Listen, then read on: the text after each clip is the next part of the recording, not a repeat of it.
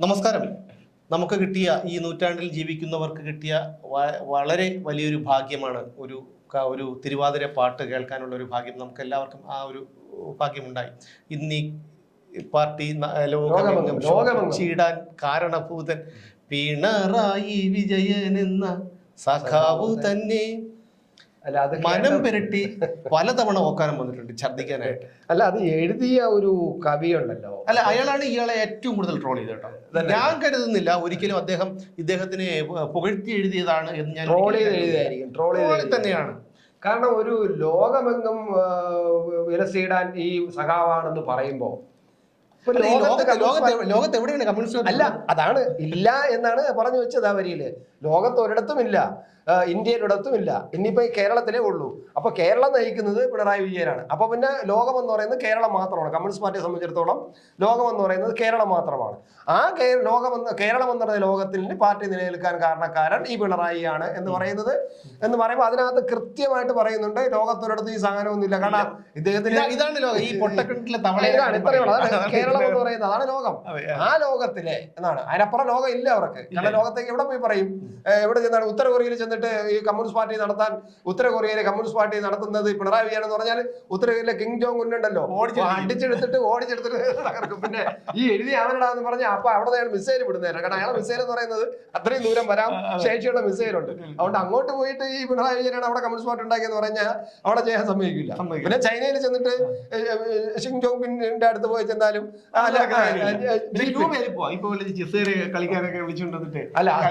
ക്യൂബയിലൊക്കെ പോയാലും ആളുകൾ ക്യൂബക്കാർക്കൊക്കെ എല്ലാം ഏകദേശം മതിയായിരിക്കുകയാണ് കമ്മ്യൂണിസ്റ്റ് പാർട്ടി. ഒരു പേരിന് മാത്രം അങ്ങനെ കൊണ്ടു നടക്കുന്നതാണ്. കമ്മ്യൂണിസ്റ്റ് പാർട്ടി രീതിയൊക്കെ മതി. അവരവിടെ ഒരു മുതലാളിത്ത സംവിധാനത്തിൽ കാര്യങ്ങൾ മുന്നോട്ട് പോയിക്കൊണ്ടിരിക്കുകയാണ്. അതുകൊണ്ട് തന്നെ ഇപ്പൊ അവർക്ക് അമേരിക്കയുമായിട്ട് വലിയ ശത്രുതയൊന്നുമില്ല. അമേരിക്ക ഇപ്പൊ അവരുമായിട്ട് ശത്രുതയില്ല. ഏകദേശം അതില്ല. അപ്പൊ അതുകൊണ്ട് അങ്ങനെ അവരായി കഴിഞ്ഞു. ഇപ്പൊ നമ്മൾ പറഞ്ഞു വന്നതെന്ന് പറഞ്ഞാൽ വ്യക്തിപൂജയെ കുറിച്ചാണ്. കാരണം പിണറായി വിജയനെ എത്ര വേണമെങ്കിലും പുകഴ്ത്താം. ഇപ്പൊ തന്നെ വാസവൻ പറഞ്ഞിരിക്കുന്നത് ഈ നാട്ടിന്റെ വരദാനം ആണ്, ദൈവം നൽകിയ വരദാനമാണ്. വേറെ ശിവൻകുട്ടിയല്ലേ പറഞ്ഞത്? പാദസ്പർശനം. സജീചൊറിയാൻ. കാരണം അത് വാസവൻ തന്നെ, അതും വാസവൻ തന്നെയാണ്.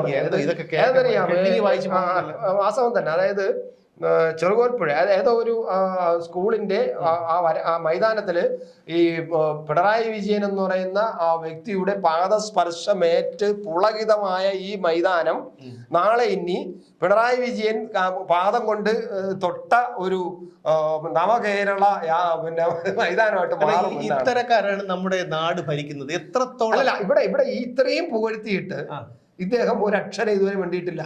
അതിൽ കേട്ട് സൂചിച്ചിരിക്കുകയാണ്. അയാൾ എന്താണ് ഈ പുകഴ്ത്തലിലും വാഴ്ത്തുപാട്ടിലും ഒക്കെ അഭിരമിക്കുന്ന ഒരാളാണ്. എന്നാ പിന്നെ അച്യുതാനന്ദൻ മുഖ്യമന്ത്രി ആയിരിക്കുമ്പോ അച്യുതാനന്ദനെ അനുകൂലമായിട്ട് മുദ്രാവാക്യം വിളിക്കുകയും അച്യുതാനന്ദൻ എഴുതിക്കുമ്പോൾ കൈയടിക്കുകയും അതിനായി അച്യുതാനന്ദൻ പ്രസംഗിക്കുമ്പോൾ വളരെ ആവേശത്തോടെ മുദ്രാവാക്യം വിളിക്കുകയും പിന്നെ കണ്ണേ കരളെ PSA എന്നൊക്കെ പറയുകയും ചെയ്യും. ഇദ്ദേഹത്തിന് എന്തുകൊണ്ട് സഹിച്ചില്ല? ഇദ്ദേഹം മനസ്സറിയില്ലേ? അല്ല, അത് മാത്രമല്ല വേറെ ഒന്നുണ്ട്. പാർട്ടിയുടെ വലിയൊരു സമ്മേളനം നമ്മുടെ ശംഖുമുഖത്ത് നടന്നു. ശംഖുമുഖത്ത് നടന്നപ്പോഴേ ഈ ബക്കറ്റ് അറിയാലോ, ബക്കറ്റിലെ വെള്ളം, ആ ഒരു പ്രയോഗം അറിയാലോ. സമുദ്രത്തിൽ നിന്നും കോരിയെടുക്കുന്ന പിന്നെ ബക്കറ്റിലെ വെള്ളത്തിൽ തിര ഉണ്ടാകില്ല. അത് സമുദ്രത്തോടൊപ്പം ചേർന്ന് കിടന്നാലേ ആ വെള്ളത്തിൽ തിര ഉണ്ടാകും. അതുകൊണ്ട് അപ്പോഴേക്കും നമ്മുടെ അച്യുതാനന്ദൻ അവിടെ തലകുനിഞ്ഞിരിക്കുകയാണ്. അതുകൊണ്ട് സൂക്ഷിച്ചോ, അതുകൊണ്ട് എന്നൊക്കെ പറഞ്ഞ് കുറെ കാര്യം പറഞ്ഞല്ലോ. ഇപ്പൊ ബക്കറ്റിലെ വെള്ളം എന്ന് പറയുന്നത് ആരാണ്? അദ്ദേഹം പിണറായി വിജയന്റെ കയ്യിലാണ്. ഇപ്പൊ സമുദ്രത്തിലെ വെള്ളം മുഴുവൻ പിണറായി വിജയന്റെ കയ്യിലാണ്. ഈ അദ്ദേഹം തന്നെ ഇതിനകത്ത് തിര ഉണ്ടാക്കുന്നുണ്ട്. അതല്ലാതെ ഇതിൽ തിര ഉണ്ടെന്ന് പിണറായി വിജയൻ പറഞ്ഞാൽ തിര ഉണ്ട്, ബക്കറ്റിലെ വെള്ളത്തിൽ തിരയുണ്ട്. തിര ഇല്ലെന്ന് പറഞ്ഞാൽ അവൻ പാർട്ടിയിൽ നിന്ന് പുറത്താണ്. അതുപോലെ തന്നെയാണ് KK ശൈലജ ടീച്ചർ വളരെ ജനസമ്മതിയുള്ള ഒരു നേതാവാണ്. 65,000-ഓളം അല്ലെ വോട്ടിന് ഈ രണ്ടാം തവണയും ജയിച്ച ഒരു മന്ത്രിയാണ്. ഒന്നാം പിണറായി സർക്കാരിന്റെ കാലത്ത് മികച്ച പ്രകടനം കാഴ്ചവെച്ച ഒരു മന്ത്രിയാണ്. പക്ഷെ ആ ശൈലജ ടീച്ചറെ പോലും പരസ്യമായി അവഹേളിക്കാൻ കിട്ടുന്ന ഒരു അവസരവും പിണറായി വിജയൻ ഇപ്പോഴും ഈ നവകേരള സദസ്സിൽ വെച്ച് അവരെ അപമാനിച്ചിട്ടുണ്ട്. അതുപോലെ തന്നെയാണ് പി ജയരാജനെയും ഇതുപോലെ തന്നെയാണ്. PJ ആർമിയും വലിയ കാര്യങ്ങളും കവിതയും കാര്യങ്ങളും താരകം എന്നാണ് അവര് അതിന്റെ P ജയരാജന്റെ അനുകൂലികൾ അദ്ദേഹത്തിനെ വിശേഷിപ്പിച്ചത്. കാരണം കമ്മ്യൂണിസ്റ്റ് താരകം എന്നാണ് ചെന്താരകം എന്നാണ് പറഞ്ഞത്. അപ്പൊ അങ്ങനെ പറഞ്ഞപ്പോൾ സഹിച്ചില്ല നമ്മുടെ പിണറായി വിജയന്. ഒരു അവിടുത്തെ ഏറ്റവും പ്രധാനപ്പെട്ട ഒരു നേതാവ് P ജയരാജൻ അത് ചെന്താരം എന്ന് വിളിച്ചപ്പോൾ സഹിച്ചില്ല. കാരണം ചെന്താരം എന്നൊക്കെ വിളിച്ച് അയാളെ വലുതാക്കരുത് എന്ന് വെച്ചാൽ അയാളൊരു നല്ല ഒറിജിനൽ കമ്മ്യൂണിസ്റ്റാണ്, വിഗ്രഹവൽക്കരണം എന്നൊക്കെയാണ് പറഞ്ഞത്. പക്ഷേ ഇദ്ദേഹത്തിന് ഇങ്ങനെയൊക്കെ, അതായത് ലോകം മുഴുവൻ വിലസിടാൻ ഈ കാരണഭൂതനാണെന്ന് പറയുമ്പോഴും ഈ പിന്നെ ഇത് പാദസ്പർശമേറ്റ ഭൂമി പുളകിതമാണെന്ന് പറയുമ്പോഴും ഇവിടെ ഒരു കപ്പിത്താനുണ്ട് ഷാർ എന്ന് പറഞ്ഞ് കപ്പിത്താൻ എന്ന് വിളിച്ചപ്പോഴും പിന്നെ എന്ത് പറയാ നമ്മള് പിന്നെ ദൈവത്തിന്റെ വരദാനമാണ് ഇദ്ദേഹം എന്ന് പറഞ്ഞപ്പോഴും ഇത്തരത്തിലെല്ലാം വ്യക്തിപരമായിട്ട് ഇദ്ദേഹത്തിനെ പൊഴുത്തിയിട്ട് അദ്ദേഹം എല്ലാം ആസ്വദിച്ചിരിക്കുകയാണ് അതിന്. അല്ല, നിങ്ങൾ ജനങ്ങളും ഈ അണികളും ഒക്കെ ആലോചിക്കേണ്ട ഒരു കാര്യമുണ്ട്. ഈ ഒരു മഹത്തായ ഒരു പ്രസ്ഥാനം, ഒരുപാട് പേര് ചോരയും നീരും കൊടുത്ത് വളർത്തിയെടുത്ത ഒരു പ്രസ്ഥാനം, ഇപ്പോഴും ചെങ്കൊടിയെയും പ്രസ്ഥാനത്തെയും ഒക്കെ സ്നേഹിക്കുന്ന ഒരു വലിയ വിഭാഗം ആൾക്കാർ ഉണ്ട്.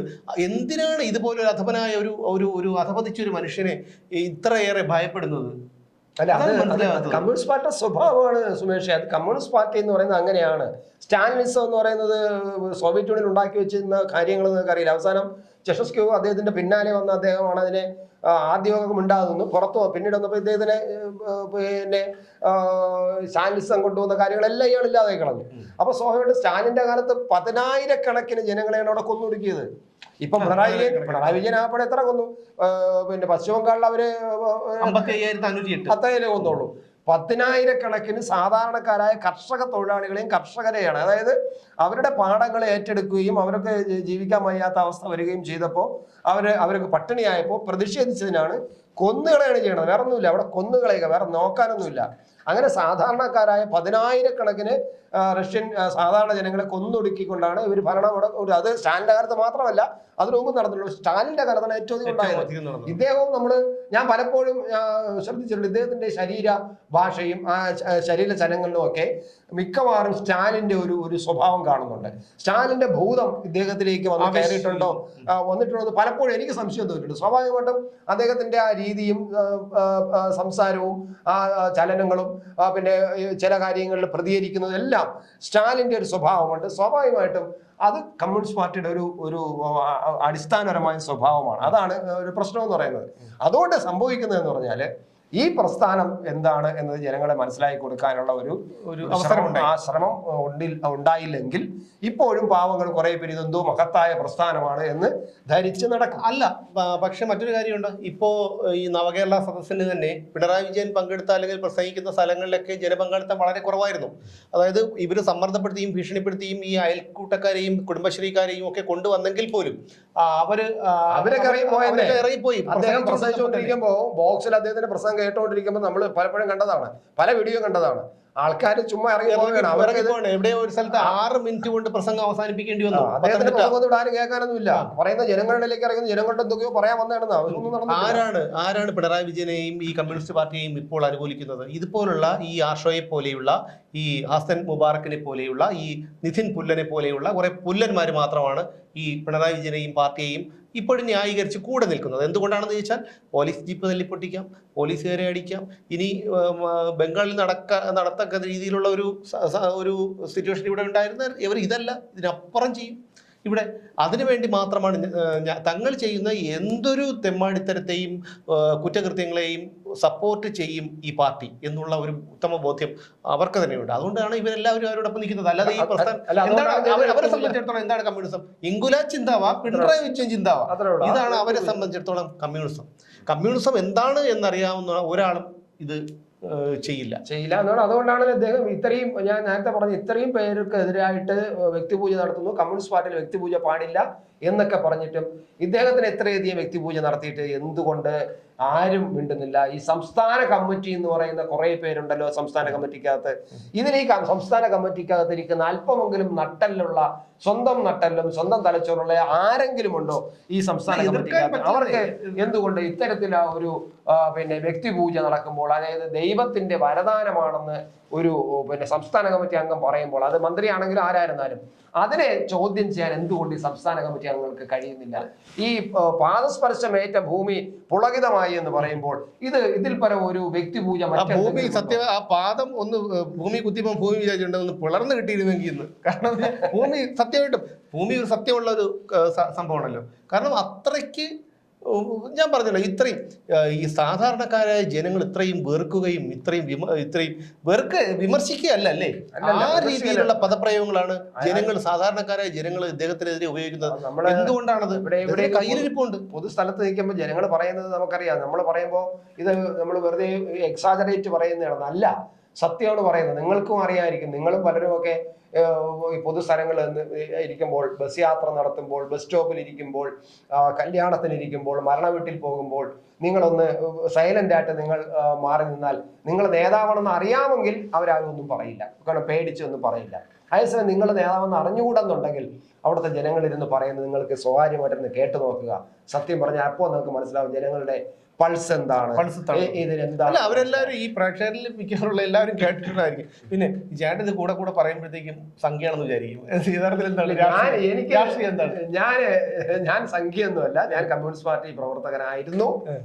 ഇപ്പൊ സംഖ്യയൊന്നുമല്ല, ഞാൻ സംഘത്തോടൊന്നും അത്ര വലിയ താല്പര്യമൊന്നുള്ള ആളൊന്നുമല്ല. പക്ഷേ കമ്മ്യൂണിസ്റ്റ് പാർട്ടി പ്രവർത്തകൻ എന്ന നിലയിൽ ഒരുപാട് ത്യാഗങ്ങൾ സഹിച്ചിട്ടുണ്ട്. തമ്മിൽ ഒരുപാട് പോലീസ് മർദ്ദനമേറ്റിട്ടുണ്ട്, ജയിലിൽ കിടന്നിട്ടുണ്ട്, അങ്ങനെ ഒരുപാട് വിപ്ലവങ്ങൾ നടത്തിയ ആളാണ്. പക്ഷേ അതെല്ലാം ഈ പറയുന്ന ഒന്ന് രണ്ട് വ്യക്തികൾ ഇങ്ങനെ ഇതിനെ ദുരുപയോഗം ചെയ്യുമ്പോൾ കാണുമ്പോൾ നമുക്ക് മനസ്സിലാകുന്നത് ഇത് ഒരു അർത്ഥമില്ലാത്തതാണ്, ഇത് നടത്താൻ കഴിയില്ല. കാരണം ലോകത്ത് ഇന്ത്യ മഹാരാജ്യത്ത് ഈ പാർട്ടിക്ക് ഇനി ഒരു ചുക്കും ചെയ്യാൻ കഴിയില്ല എന്ന് പൗരവനായിട്ട് വിശ്വസിക്കുന്ന ആളാണ് ഞാൻ. തീർച്ചയായിട്ടും. കാരണം ഇന്ത്യ രാജ്യത്ത് ഇവർക്ക് ഇനി ഒന്നും ചെയ്യാൻ കഴിയില്ല. കാരണം അവര് അപ്രസക്തമായി കഴിഞ്ഞു. അവിടെ ഇവിടേക്ക് ഒന്നോ രണ്ടോ MLA ഒക്കെ ഒപ്പിച്ചെടുക്കാൻ വേണ്ടി ഒരുപാട് കളികൾ കളിക്കുന്നുണ്ട് ഈ പാർട്ടി. ആയിക്കോട്ടെ, അത് വേണം, അതവിടെ നിന്നോട്ടെ. പക്ഷേ ഈ ഇന്ത്യ എന്നൊരു വലിയ രാജ്യത്ത് ഈ CPM-നോ കമ്മ്യൂണിസ്റ്റ് പാർട്ടികൾക്കോ എത്ര കമ്മ്യൂണിസ്റ്റ് പാർട്ടികൾ ഒരുമിച്ച് കൂടിയാലും ശരി, ഇന്ത്യ രാജ്യത്ത് അവർക്ക് ഒന്നും ചെയ്യാൻ കഴിയില്ല. തിരുത്തൽ ശക്തിയായിട്ട് എവിടെയെങ്കിലും നിന്നുകൊണ്ട് എന്തെങ്കിലുമൊക്കെ കുറ്റം പറഞ്ഞുകൊണ്ടിരിക്കാം, അത്രേ പറ്റൂ. ഒരു തിരുത്തൽ ശക്തിയായിട്ട് കുറ്റം പറഞ്ഞുകൊണ്ട് നിൽക്കാം, പിന്നെ ആൾക്കാരെ വെറുതെ ഇങ്ങനെ ഇളക്കി മറിച്ചുകൊണ്ടിരിക്കാം, അവിടെ ഇവിടെയൊക്കെ കിട്ടിയത്. ബാക്കി ഒരു സൃഷ്ടിപരമായിട്ട് ഒരു പ്രൊഡക്റ്റീവായിട്ട് രാജ്യത്തിന്റെ പൊതുവികസനം, രാജ്യത്തെ ജനങ്ങളുടെ സാധാരണ വളർച്ച, രാജ്യത്തിന്റെ വികസനം, ലോകരാജ്യത്ത് ഇന്ത്യയെ ഉയർത്തിക്കൊണ്ടുവരാനുള്ള ഒരു പരിശ്രമവും ഇനി ഇവർക്കൊണ്ട് ഒക്കില്ല. അപ്പൊ പിന്നെ എന്തിനാണ് ഈ പ്രസ്ഥാനമായിട്ട് അങ്ങേറ്റം പോയ ഒരു അണ്ടിയ പീസും ഒരു ഭരിക്കാനുള്ള യാതൊരു യോഗ്യതയും അവർ പറഞ്ഞു കഴിഞ്ഞല്ലോ. ഈ തൊഴിലാളി വർഗ സർവാധിപത്യം നടപ്പിലാക്കാൻ പറ്റില്ല എന്ന് പറഞ്ഞു കഴിഞ്ഞല്ലോ. പിന്നെ ചെങ്കോട്ടയിൽ ചെങ്കൊടി ഞങ്ങൾ പാറിക്കില്ല എന്ന് പറഞ്ഞു കഴിഞ്ഞല്ലോ. പിന്നെ എന്തിനാ ഈ പ്രസ്ഥാനം കൊണ്ട് നടക്കുന്നു ഈ പാവം പാർട്ടി പ്രവർത്തകർ എന്നാണ് എനിക്ക് മനസ്സിലാകാം. അല്ല, പാവം പാർട്ടി പ്രവർത്തകരല്ലല്ലോ ഈ പറയുന്ന നിതിൻ പുല്ലനെ പോലുള്ള അല്ലെങ്കിൽ കുറെ ക്രിമിനലുകൾ. ആശ്രിതം എന്നും പറയാൻ പറ്റില്ല, കുറെ ക്രിമിനലുകളാണല്ലോ ഇതൊക്കെ ചെയ്യുന്നത്. അപ്പൊ എന്തായാലും ഇന്ന് ഈ പാർട്ടി ലോകമെങ്ങും ശോഭിച്ചിടാൻ കാരണഭൂതൻ പിണറായി വിജയൻ എന്ന സഖാവ് തന്നെ എന്നാണ് എഴുതിയത്. അത് ഇപ്പോ ഈ വരും മാസങ്ങൾക്കുള്ളിൽ തന്നെ തിരുത്തി പറയേണ്ടി വരും. ഇന്ന് ഈ പാർട്ടി ലോകമെങ്ങും ഇതായി പോകാൻ, ഭാഷ ഞാൻ പറയുന്നില്ല, പോകാൻ കാരണഭൂതൻ. അല്ല, അത് ഒരു ചരിത്രമാണ്. ഈ ചരിത്രം അറിഞ്ഞുകൂടാത്തതുകൊണ്ട് ലോക ചരിത്രമാണ്. സംഭവിച്ച് പറ്റും. കാരണം ഈ പാർട്ടിയുടെ ഉടനെ ആവണമെന്നില്ല, ഒരുപാടൊന്നും ഒരു കാലതാമസമില്ല. ഈ പാർട്ടി അവശേഷിക്കുന്നത് കേരളത്തിലാണ്. ഈ കേരളത്തിലും കൂടെ നശിപ്പിക്കാൻ കാരണഭൂതൻ ഇദ്ദേഹം തന്നെയായിരിക്കും എന്ന കാര്യത്തിൽ യാതൊരു തർക്കവുമില്ല. എന്തായാലും നമുക്ക് വീണ്ടും കാണാം. നിമിത്തമാണല്ലോ, ഇല്ലാതാകാൻ ഒരു നിമിത്തം വേണമല്ലോ. ആ ഒരു നിമിത്തം വേണം. ഏതൊരു നാശത്തിനും ഒരു നിമിത്തം വേണം. ഒരു കാര്യം മനസ്സിലാക്കേണ്ടത്, ഞങ്ങൾക്ക് ആർക്കും ഒരാൾക്കും നമുക്ക് ഉപദ്രവമില്ലാത്ത ഒരു കാര്യത്തിനോട് മറ്റൊരാൾക്ക് അമർഷം തോന്നേണ്ട കാര്യമില്ല. അപ്പോൾ എന്തുകൊണ്ടാണ് മറ്റു പാർട്ടികളെ വിമർശിക്കാത്തത് അല്ലെങ്കിൽ അവരെ കുറ്റം പറയേണ്ടാത്തത് എന്ന് പലപ്പോഴും പറഞ്ഞിട്ടുള്ളതാണ്. എങ്കിൽ കൂടി പറയാം. കാരണം ഇത്രയ്ക്കും നാശകാരിയായ മറ്റൊരു പ്രസ്ഥാനം, ഇത്രയും നേതാക്കൾ ഈ ഭൂലോകത്ത് വേറെയില്ല എന്നുള്ളത് കൊണ്ട് മാത്രം തന്നെയാണ്. കാരണം നിങ്ങൾക്ക് തന്നെ ഇവിടുത്തെ സമീപകാല സംഭവ വികാസങ്ങൾ എടുത്ത് നോക്കിക്കഴിഞ്ഞാൽ മനസ്സിലാവും. എന്തായാലും പിന്നെ ഇനിയും പിണറായി വിജയന് വാഴ്ത്തുപാട്ടുകൾ ഇറങ്ങട്ടെ. അപ്പൊ ജനങ്ങളെല്ലാവരും ഇതൊക്കെ മനസ്സിലാക്കുക, നിൽക്കട്ടെ. എന്തായാലും നമുക്ക് വീണ്ടും കാണാം അടുത്തൊരു വിഷയത്തിൽ.